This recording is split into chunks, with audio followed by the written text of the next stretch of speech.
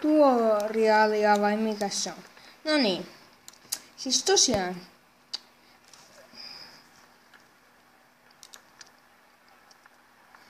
Katsokaas. Tosiaan noi AP:t, tuossa noi ylimmät noista 300 AP:tä,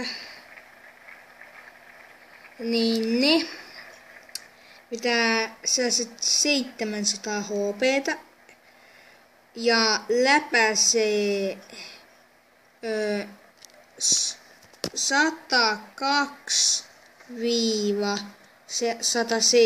millimetriä. Mut sitten 83 ja 138. Ja sitten näillä AP-kuulilla, eli näillä keskimmäisillä, niin niillä vetää sellaiset samat 700, mutta sitten se läpäisee vähän enemmän, noin 40 enemmän, 40 millimetriä enemmän. Ja sitten nämä ei kallimmat, niillä on hyvä 1138 lämää vetää, mutta silloin täytyy olla 35–108 millimetriä paksu, eikä sellaista ei kannata käyttää. Noin, tosiaan. Sitten siirrytään tykkeihin. No niin, tää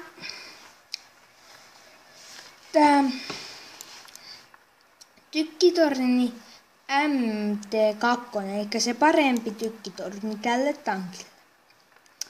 Sen etupanssari on 75 milliä. Sivupanssari on 75 milliä. Ja taka on 70 milliä. Eikä taka on vaan 5 milliä vähemmän. Mutta tää parempi tykkitorni, mikä mulla on käytössä tietenkin, niin vetää 16 astetta sekunnissa ympäri. Mut näköetäisyys on aika pieni. 330 metriä. Ja paino. Tämän pelkän tykkitornin painokin on jo 12 000 kiloa. Tämän tykkitorni MT1 eikä huonomman. Sen etusivulla takapanssarointi on ihan sama, mutta se kääntyy 14 astetta sekunnissa ja näkee 10 metriä huonommin ja painaa tasan 1000 kiloa vähemmän. Ja tykkitorni, eikä tää paras tykkitorni, mikä mulla ei ole käytössä,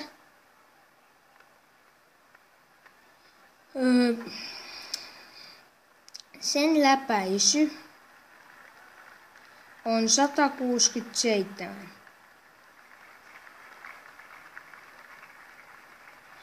167 on keskimääräinen läpäisy millimetreinen. Ja 300 tää vetää.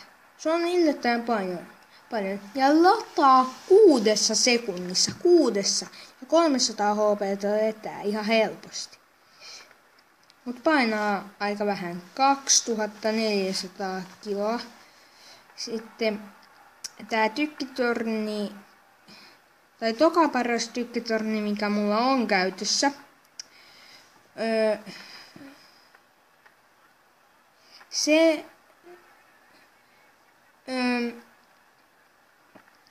läpäisee 110 helposti ja vetää suurin piirtein 700 HP:tä ja painaa 1000 kiloa kyllä vähemmän kuin toi parempi, vaikka tää tykki on isompi.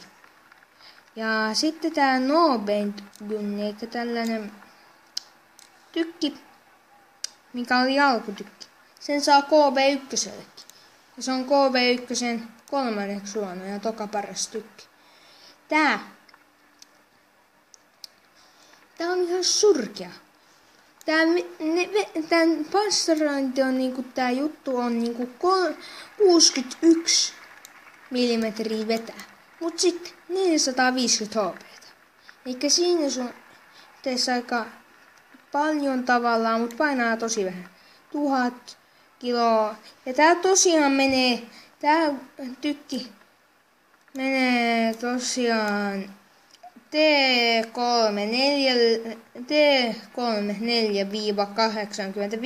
T43, KV13, KV2 ja T15 ja KV1.